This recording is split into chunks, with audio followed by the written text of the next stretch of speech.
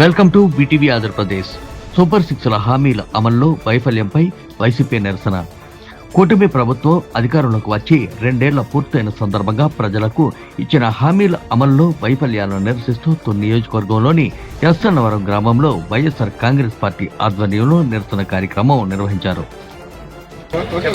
వెన్నుపోటుకి 2 సంవత్సరాలు ఈ రాష్ట్రంలో ప్రతి మహిళ, ప్రతి యువత, ప్రతి విద్యార్థి, ప్రతి రైతు, ప్రతి ఉద్యోగి కూడా వెన్నుపోటుకి గురై 2 సంవత్సరాలు అవుతుంది. దానికి నిరసనగా ఈరోజు ఏదైతే సూపర్ 6, సూపర్ 7 అని చెప్పేసి మేనిఫెస్టో ఇచ్చారో ఆ మేనిఫెస్టోని దహనం చేయడం జరిగింది. తుని మండలం ఎస్ఎన్నవరం గ్రామంలో దహనం చేయడం జరిగింది.